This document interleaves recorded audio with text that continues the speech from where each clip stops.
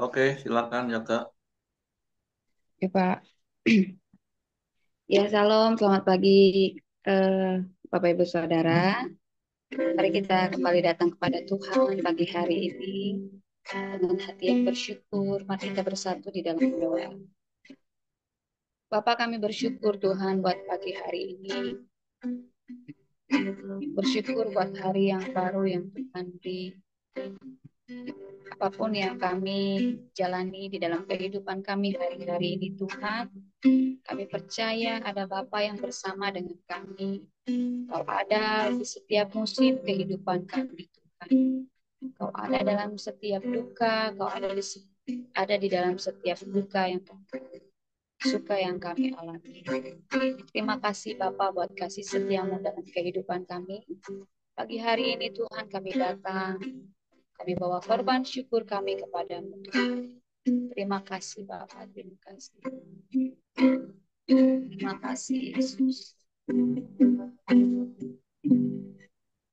Engkau ada bersamaku di setiap musim hidupku. Tak pernah kau biarkan sendiri.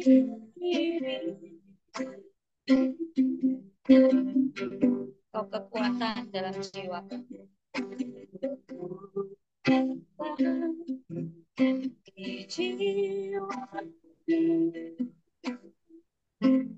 ada bersama. Tak pernah meragukan kasih.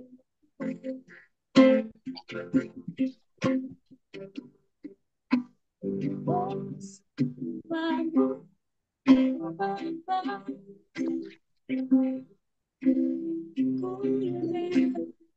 lewati semua.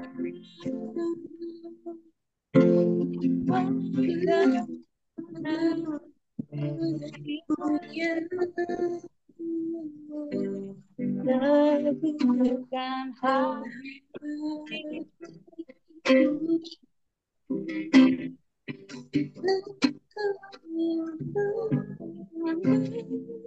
tidak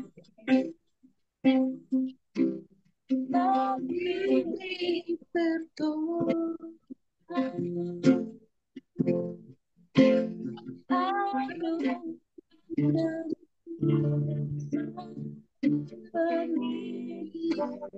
bagiku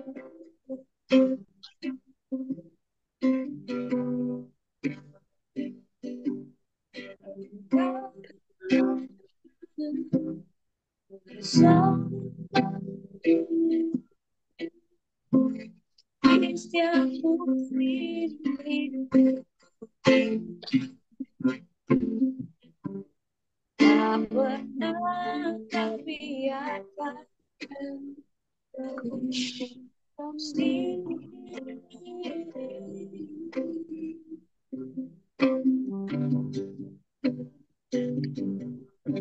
Kekuatan di jiwa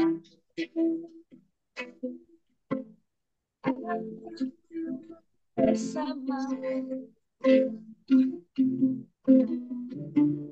Tak pernah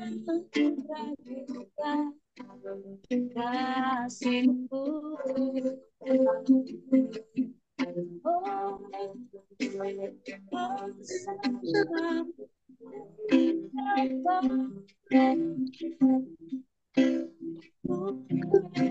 lewati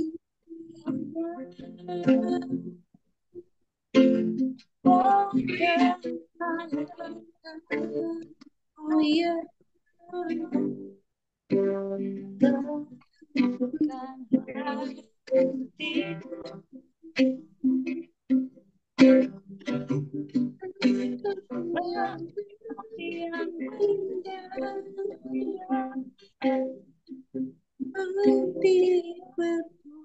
bertemu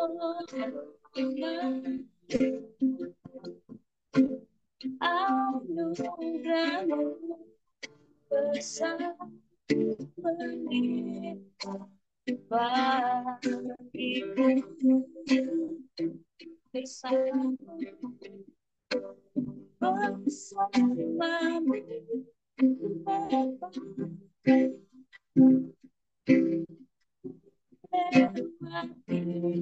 semua pergerakan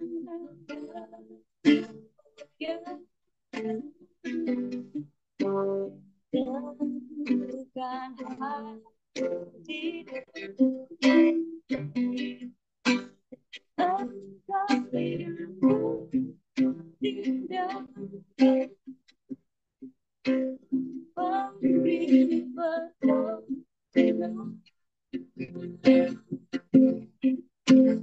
aku bersama terlibat bagiku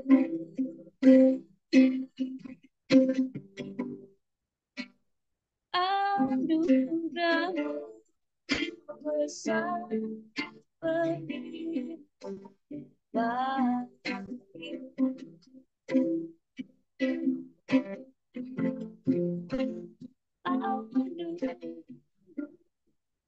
bersama terlibat bagiku.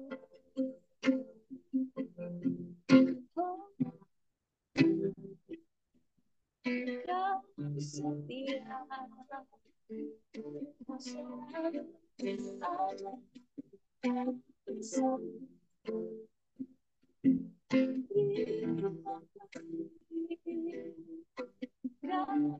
kau setia Yesus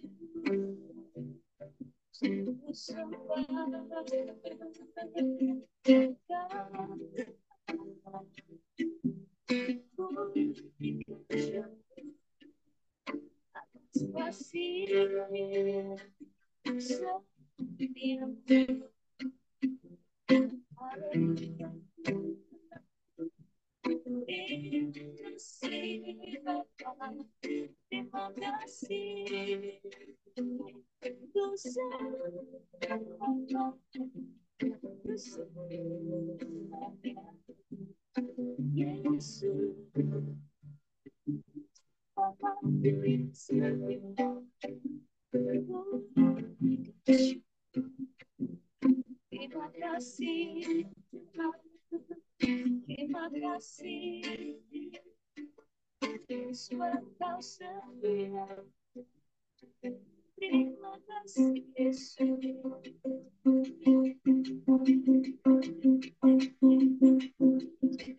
Selalu ada di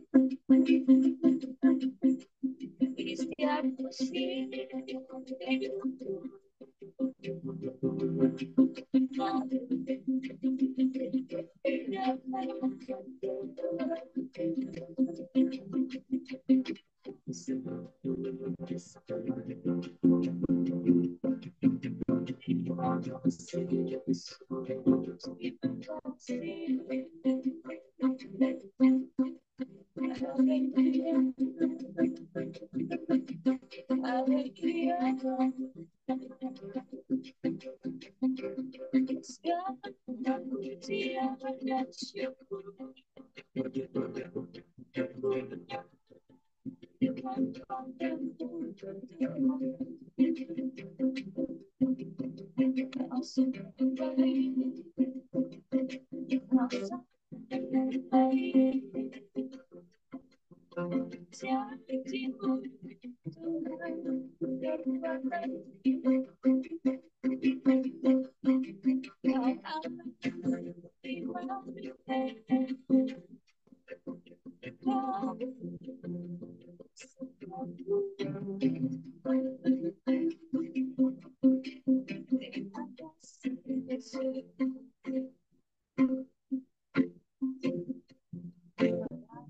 musim.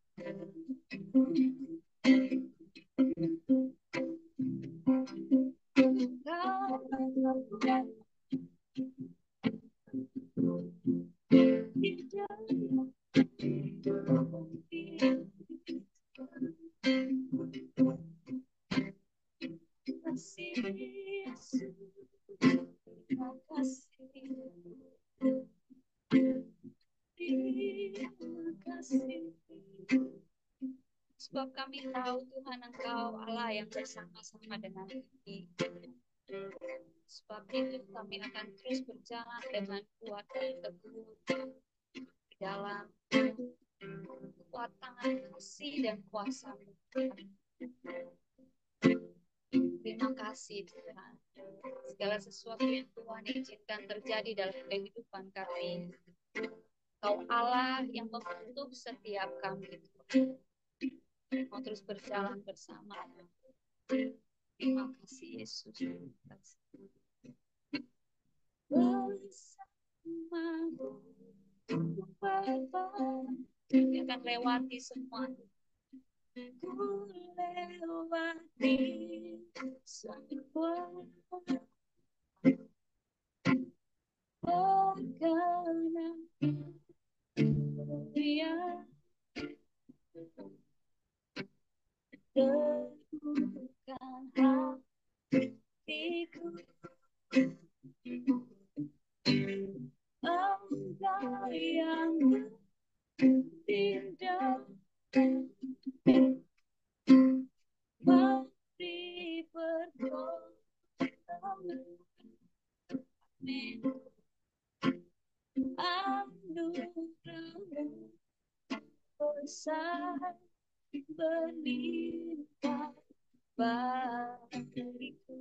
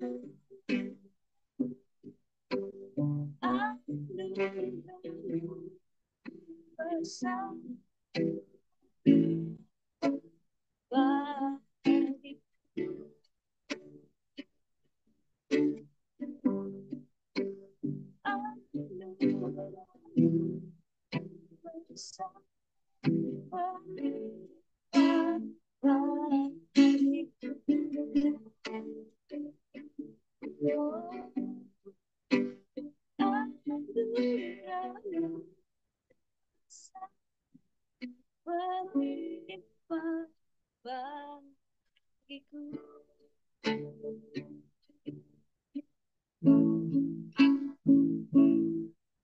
Besar anugerah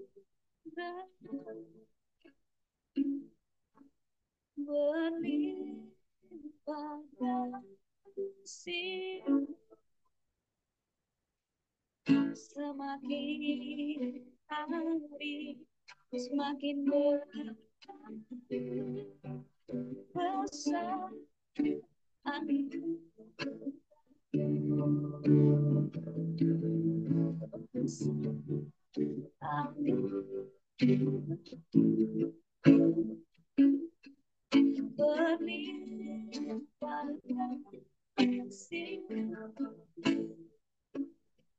semakin hari semakin berlimpah besar anugerah. Terima kasih. Ada sebagaimana ku ada, berdiri menghadap tatamu Bapa, semua karena anugerah yang telah selamatkan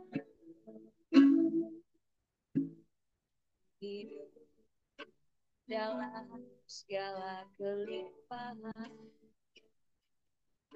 layak untuk melayani Tuhan. Semua karena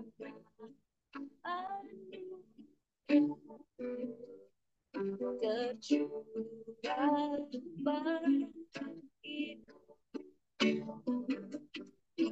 bersama anugerah berlimpah kasih semakin hari semakin dekat bersama anugerah bersama anugerah berlimpah kasih. Terima kasih. Semakin hari semakin dekat bersama anugerah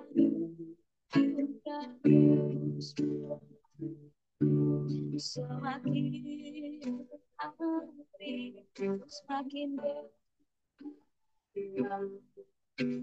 bersama anugerah itu. Semakin hari semakin dekat bersama anugerah.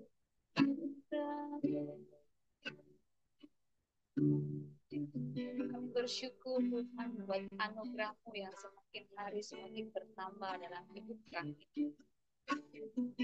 Kau mencukupkan apa yang kami perlukan, Tuhan. Terima kasih. Terima kasih Bapak. Kami Tuhan rindu mendengar kebenaran firman-Mu kembali pagi hari ini Tuhan.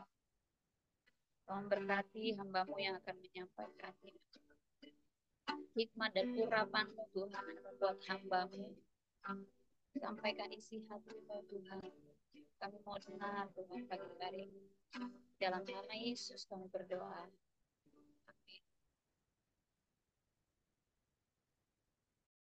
Oke, silakan Johan. Ya, selamat pagi. Shalom. Suara jelas, Pak ya? Ya, pagi ini kita ada di Yeremia 41. Kita baca dulu ya. Ini ayat pasal Yeremia 1 ini kalau kita lihat memang sangat kejam. Ada orang seperti Ismail. Saya bacakan dulu ya. Dalam bulan yang ketujuh, datanglah Ismail bin Netaya bin Elisama, ia keturunan raja dan perwira tinggi raja berserta 10 orang kepada Gedalia bin Ahikam di Mispa. Sementara mereka makan roti bersama-sama di Mispa, maka bangkitlah Ismail bin Netaya dengan ke-10 orang yang ada bersama-sama dia.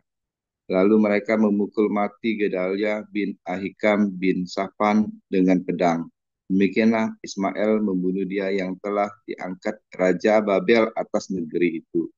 Juga semua orang Yehuda yang ada bersama-sama dengan Gedalia di Mispa dan orang-orang Kasdim, yakni prajurit yang terdapat di sana dipukul mati oleh Ismail. Esok harinya sudah ia membunuh Gedalia. Ketika itu belum ada yang tahu. Datanglah orang-orang di Sikem, dari Silo, dan dari Samaria dengan 80 orang jumlahnya yang janggutnya bercukur, pakaiannya koyak-koyak dan badannya bertore-tore. Mereka membawa korban sajian dan kemenyan untuk dipersembahkan di rumah Tuhan. Lalu keluarlah Ismail bin Netaya dari Mispa untuk mendapatkan mereka sambil menangis. Ketika ia bertemu dengan mereka, berkatalah ia kepada mereka, pergilah kepada Gedalia bin Ahikam. Tetapi ketika mereka sampai ke tengah-tengah kota itu, maka mereka disembelih oleh Ismail bin Netaya dengan dibantu oleh orang-orang yang bersama-sama dengan dia. Mayat-mayat mereka dicampakkan ke dalam perigi. Tetapi di antara mereka terdapat 10 orang yang berkata kepada Ismail, "Janganlah bunuh kami, sebab kami masih mempunyai perbekalan tersembunyi di luar kota, yakni gandum, jelai, minyak, dan madu." Maka ia pun membiarkan mereka, tidak membunuhnya bersama-sama dengan rekan-rekan mereka. Adapun Adapun perigi kemana Israel melemparkan segala mayat orang-orang yang dipukulnya mati itu adalah perigi besar yang telah dibuat oleh Raja Asa untuk menghadapi Baesa, Raja Israel. Itulah yang diisi Ismail bin Netaya dengan mayat orang-orang yang mati terbunuh itu. Lalu Ismail mengangkut sebagai tawanan seluruh sisa-sisa rakyat yang ada di Mispa itu. Putri-putri raja dan semua orang-orang yang masih tinggal di Mispa yang telah ditempatkan di bawah Gedalia bin Ahikam oleh Nebuzaradan. Kepala pasukan pengawal itu, Ismail bin Netaya mengangkut mereka sebagai tawanan lalu ia berangkat untuk menyeberang ke daerah Bani Amon. Tetapi ketika Yohanan bin Kera serta semua perwira tentara yang bersama-sama dengan dia mendengar segala kejahatan yang telah dilakukan Ismail bin Netaya, maka mereka pun mengumpulkan semua anak buah mereka, lalu mereka berangkat memerangi Ismail bin Netaya. Mereka bertemu dengan dia di telaga yang ada di Gibeon. Ketika seluruh rakyat yang bersama-sama dengan Israel melihat Yohanan bin Karya serta semua perwira tentara yang bersama-sama dengan dia, maka bersukacitalah mereka. Semua orang yang diangkut sebagai tawanan oleh Ismail dari Mispa itu berbalik dan pergi mengikuti Yohanan bin Karya. Tapi Ismail bin Netaya berserta delapan orang terluput dari tangan Yohanan dan pergi ke daerah Bani Amon. Lalu Yohanan bin Karya serta semua perwira tentara yang bersama-sama dengan dia mengumpulkan seluruh sisa-sisa rakyat yang diangkut sebagai tawanan oleh Ismail bin Netaya dari Mispa. Setelah ia memukul mati Gedalia bin Ahikam, ya, yaitu laki-laki, prajurit-prajurit perempuan, anak-anak, dan pegawai-pegawai istana yang dibawa kembali dari Gibeon. Kemudian mereka berjalan terus dan berhenti di tempat penginapan milik Kinham dekat Bethlehem dengan maksud berjalan terus menuju Mesir untuk mengalahkan orang-orang Kasdim yang ditakuti mereka oleh karena Ismail bin Netaya telah memukul mati Gedalia bin Ahikam yang telah diangkat Raja Babel atas negeri itu. Dari pasal Yeremia 41 ini kita banyak belajar dari sisi Ismail maupun dari sisi hmm,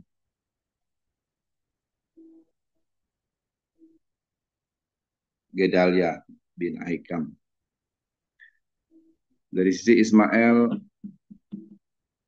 saya baru baca ini kejam sekali Ismail, sangat kejam ya.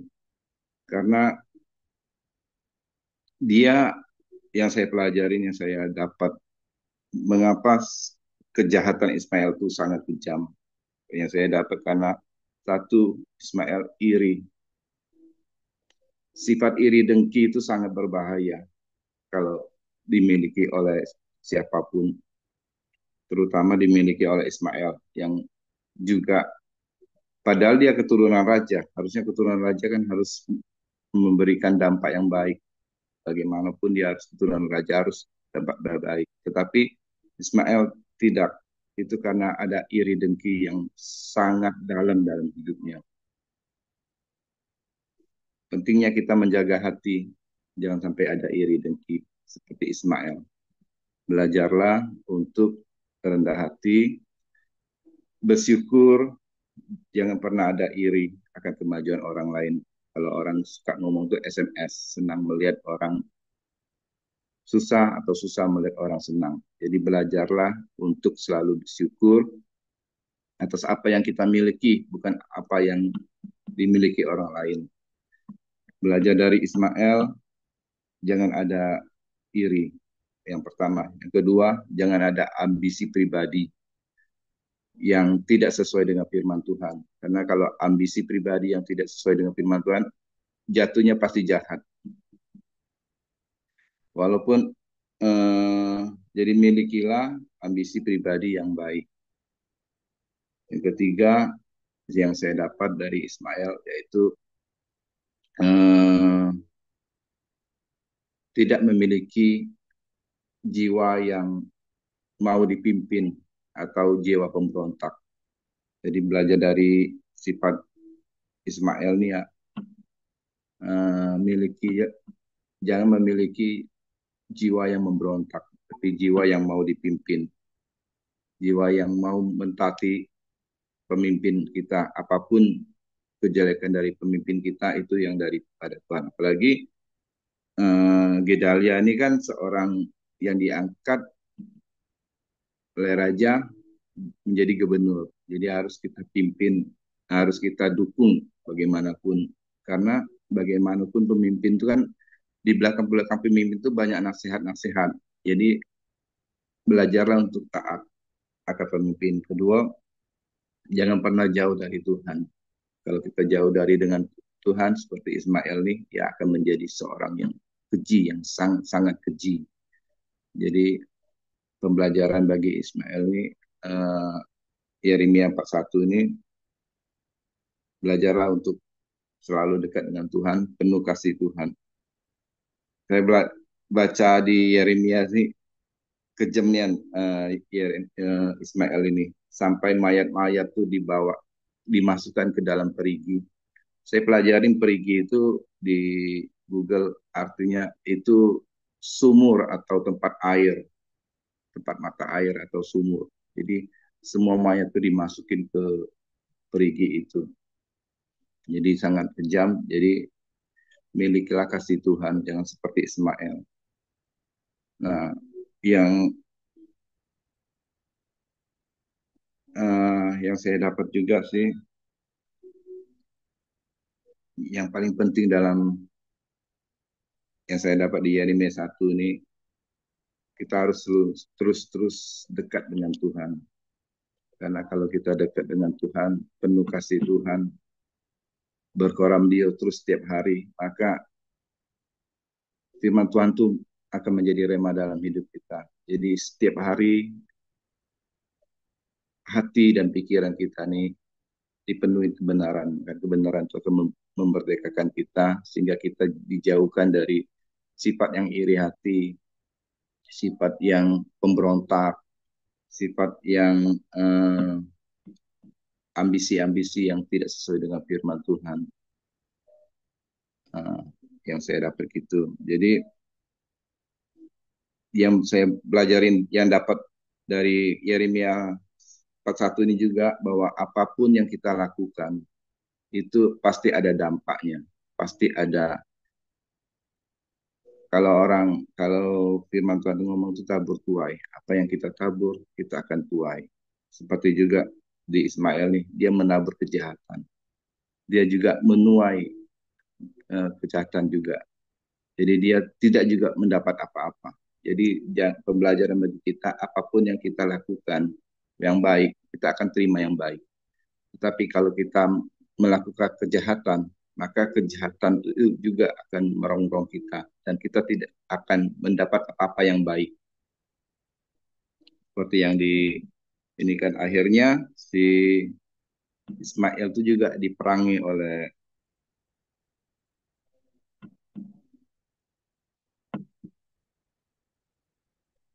itu ya.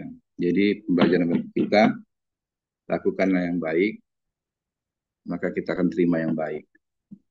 Demikian sebaliknya, jika kita lakukan yang jahat, maka kita akan terima yang jahat. Apa yang kita tabur, itu yang akan kita tuai.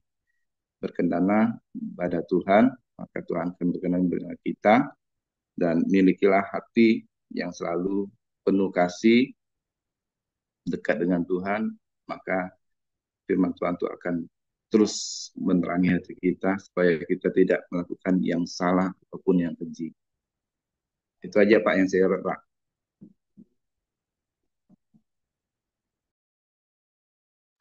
Oke, terima kasih untuk sharing yang disampaikan oleh Johan pagi ini. Ya, dari sisi Ismail tentu itu menjadi sebuah peringatan bagi kita untuk kita tidak melakukan hal yang sama.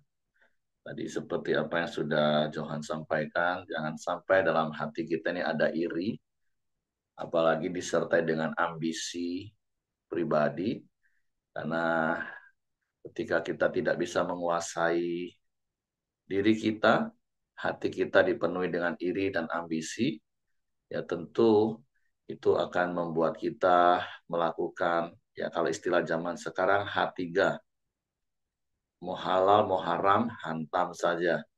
Artinya apapun akan dilakukan, sekalipun itu adalah hal yang kalau bahasa Johan tadi, hal yang sangat kejam tentunya. Nah, jadi itu menjadi sebuah peringatan bagi kita tentunya.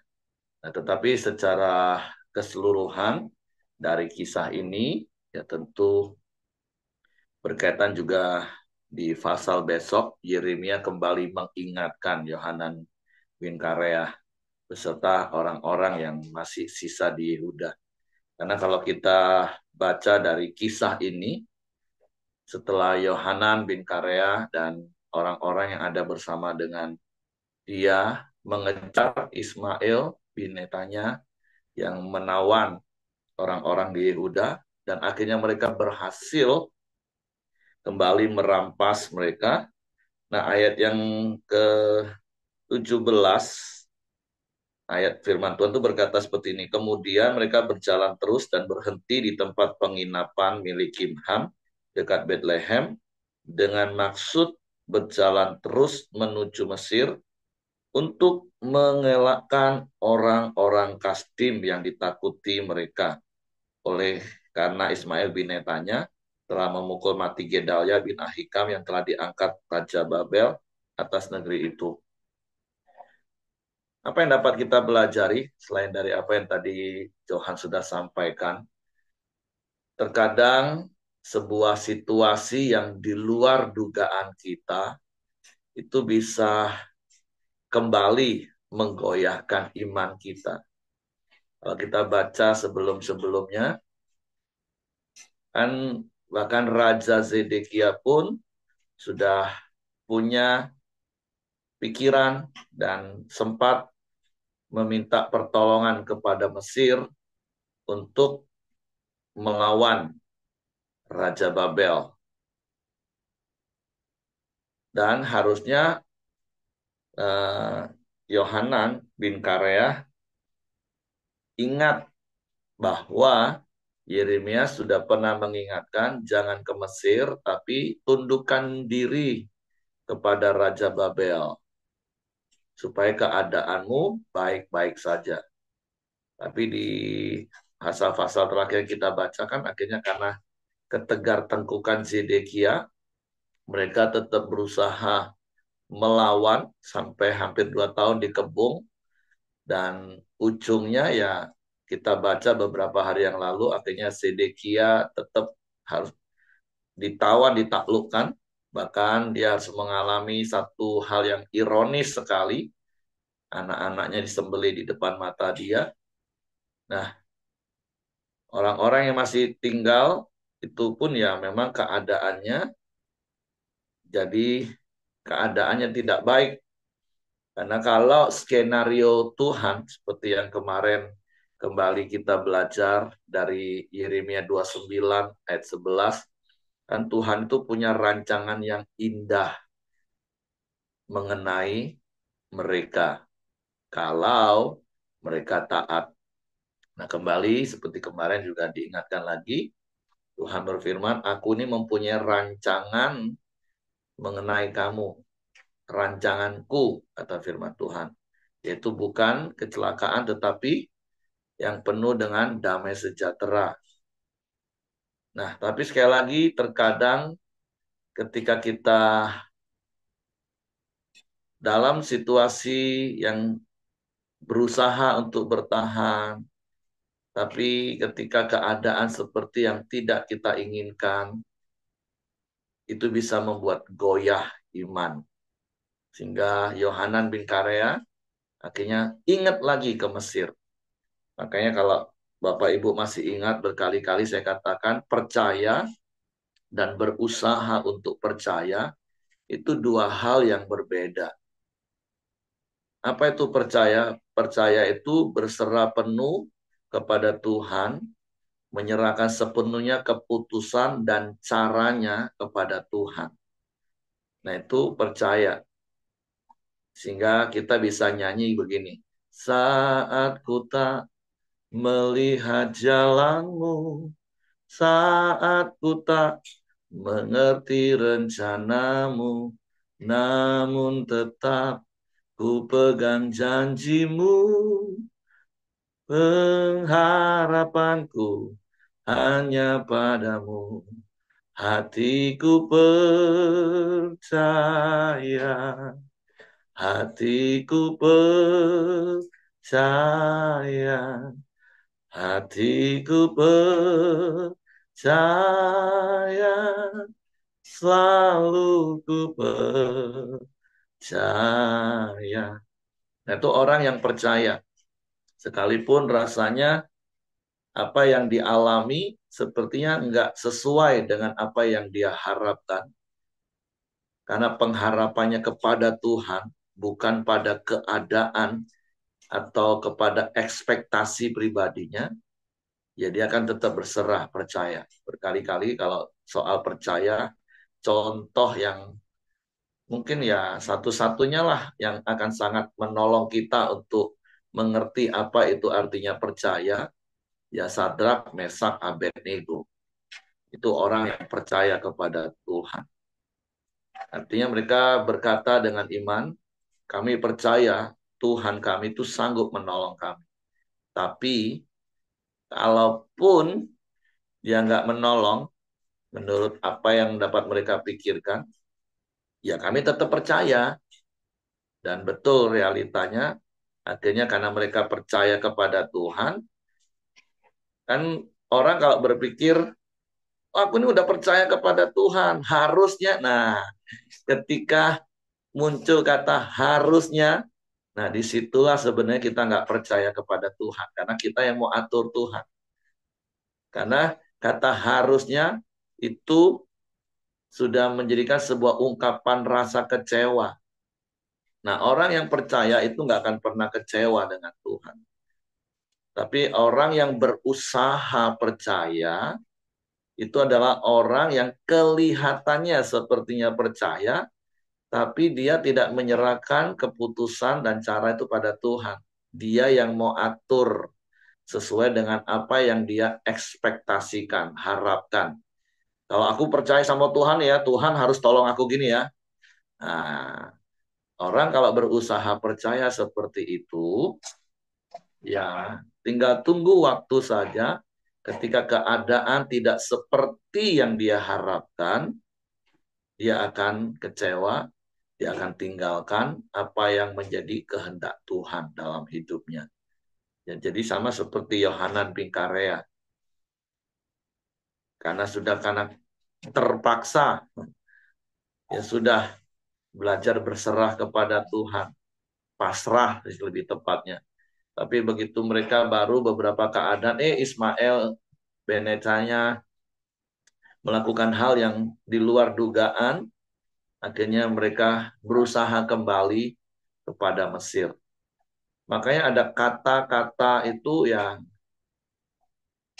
sepertinya cuma satu kata, tapi itu maknanya bisa dalam, pengaruhnya bisa dalam hidup kita. Yang tadi saya katakan kalau kata harusnya, aku percaya kepada Tuhan. Dan kalau aku percaya sama Tuhan kan harusnya Tuhan begini-begini. Oh, itu sudah salah Bapak Ibu. Itu artinya kita bukan percaya kepada Tuhan. Kalau percaya kepada Tuhan itu ya berserah apapun yang Tuhan lakukan. Seperti kalau kita bisa nyanyi suka-sukamu Tuhan, suka-sukamu Tuhan. Nah, Ketika kita berkata suka-sukamu Tuhan, ya itulah yang namanya berserah kepada Tuhan, percaya. Jadi satu kata itu kadang pengaruhnya berbeda banget. Contoh kayak kemarin, saya belum sempat uh, langsung, bukan revisi ya kemarin ya. Ya, taat itu memang mudah, tapi begitu ada kata tapi itu sebenarnya nanti artinya ya taat itu nggak mudah sebenarnya, karena ada harga yang harus kita bayar. Nah, seharusnya taat itu mudah, sekalipun ada harga yang harus kita bayar. Jadi kata penghubung itu sangat menentukan. Kata tapi itu kita tahu, semua kata di depan kata tapi itu udah nggak berlaku.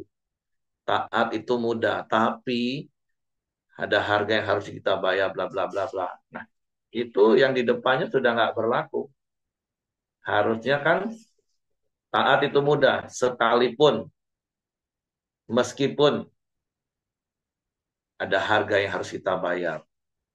Nah, kita harus memahami, menaruh perkataan-perkataan iman itu dengan kata-kata yang tepat. Kadang satu kata saja itu sudah merubah makna. Nah, jadi mari hari ini kita belajar. Yeremia itu yang nanti akan kita terus belajar, yang berkali-kali saya katakan dia itu konsisten. Walaupun keadaannya seringkali tidak seperti apa yang menjadi keinginan secara daging. Waktu dia taat kepada firman Tuhan, harga yang harus dibayar, dipenjara, dipukul, digebukin. Terus dia mengalami seperti apa yang dialami di pasal 41. Sehingga Yohanan bin Karea dan orang-orang akhirnya goyah, bimbang, mau lari ke Mesir lagi. Tapi besok kita akan lihat. Yeremia ingetin lagi. Judul perikopnya saja kita intip untuk hari besok Bapak Ibu ya. Yeremia memperingati supaya jangan mengungsi ke Mesir. Nah, saya nggak tahu hari-hari ini Bapak Ibu, ketika situasi sulit, situasi di mana Bapak Ibu sedang percaya kepada Tuhan atau sedang berusaha percaya kepada Tuhan. Dan saya nggak tahu apakah hari-hari ini kok sudah mulai goyah ketika situasi kenyataan seakan-akan nggak sesuai dengan apa yang kita harapkan, karena kita berpikir kita percaya kepada Tuhan. Tapi sekali lagi saya mau katakan, orang yang percaya kepada Tuhan itu adalah orang yang berserah penuh, menyerahkan keputusan dan caranya kepada Tuhan. Dan berkali-kali saya ingatkan prinsip Amsal pasal 3 ayat 5. Percayalah kepada Tuhan dengan segenap hatimu dan jangan bersandar pada pengertianmu. Sekali lagi, bukan berarti kita nggak boleh berpikir Bapak Ibu. Tapi biarlah pikiran kita itu diterangi oleh firman, dituntun oleh firman, karena Tuhan tetap akan memakai pikiran kita. Bedanya apa orang yang percaya dan berusaha percaya? Orang yang percaya itu tetap bisa menguasai dirinya, bisa tetap tenang, tetap bisa berdoa, bisa berserah, dan dia akan memiliki pikiran-pikiran yang datangnya dari hikmat Tuhan. Tapi orang yang berusaha percaya itu ciri khasnya apa Bapak Ibu?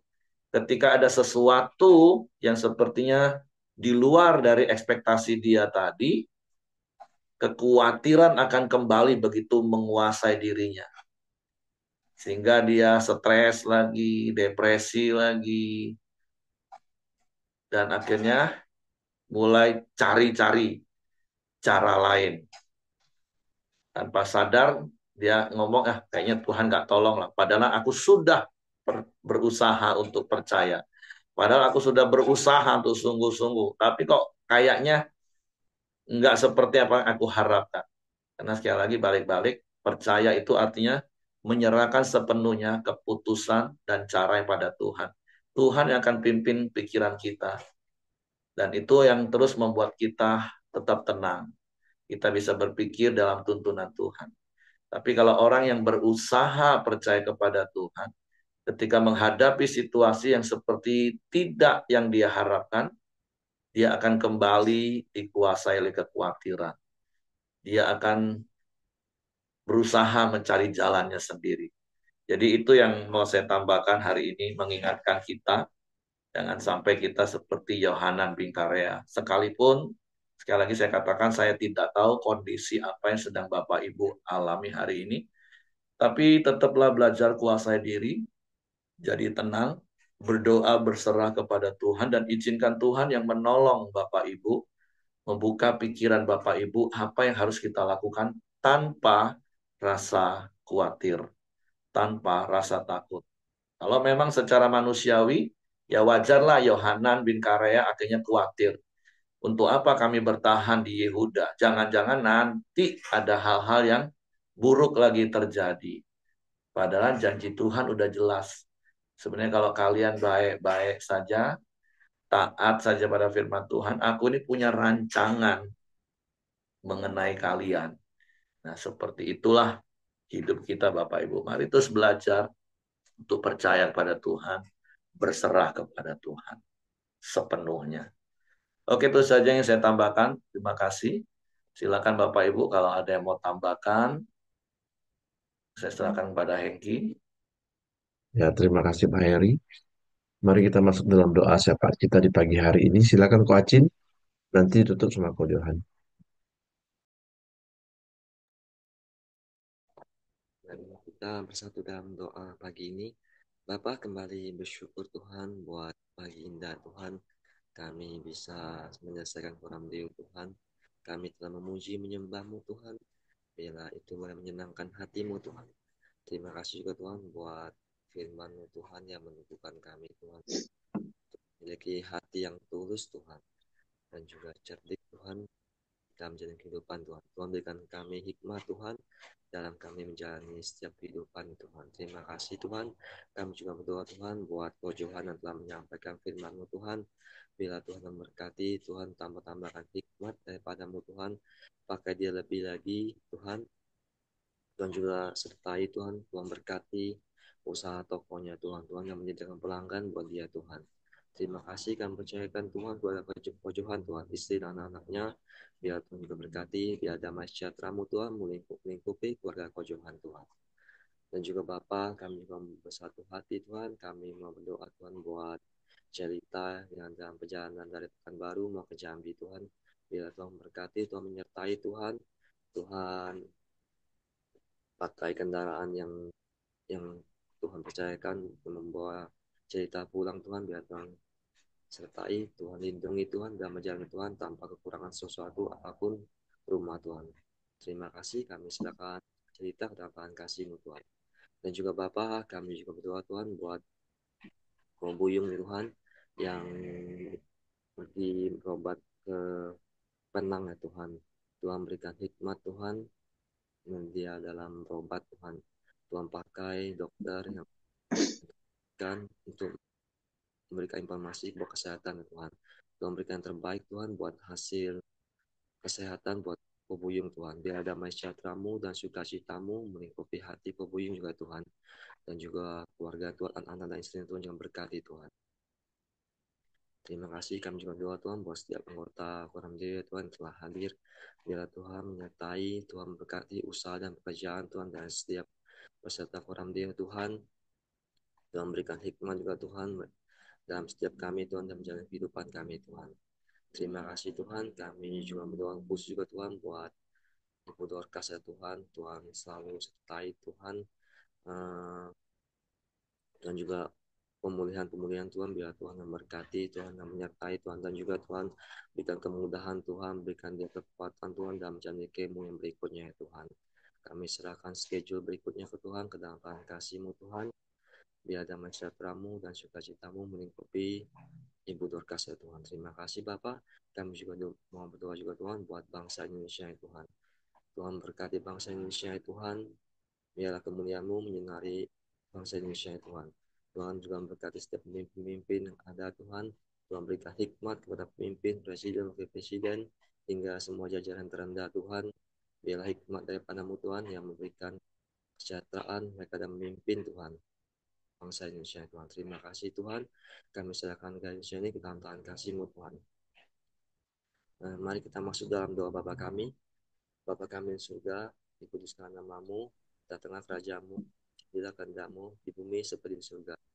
Berikan kami pada hari ini makanan kami yang secukupnya, dan ampunilah kami akan kesalahan kami, seperti kami juga mengampuni orang yang bersalah pada kami. Dan jangan membawa kami dalam percobaan, tetapi lepaskan kami daripada jahat. Karena Engkau yang punya kerajaan, kuasa, dan kemuliaan sampai selama-lamanya. Bapa, kami ucap syukur, kami sudah menyelesaikan karam kami Tuhan. Tapi kami percaya Tuhan, biarlah hadirat-Mu ada terus dalam kehidupan kami sepanjang hari ini ya Bapa, memimpin, menuntun, menguasai hidup kami Tuhan. Terima kasih ya Bapa, biarlah kasih karunia Tuhan, kebajikan dan kemurahan Tuhan, kuasa, hikmat akal budi, penyertaan, perlindungan daripada Tuhan Yesus menyertai kita semua. Di dalam nama Tuhan Yesus, haleluya. Amin. Oke, semangat pagi, selamat beraktivitas, Tuhan memberkati. Ya, terima kasih. Izin live ya, Bapak Ibu semua.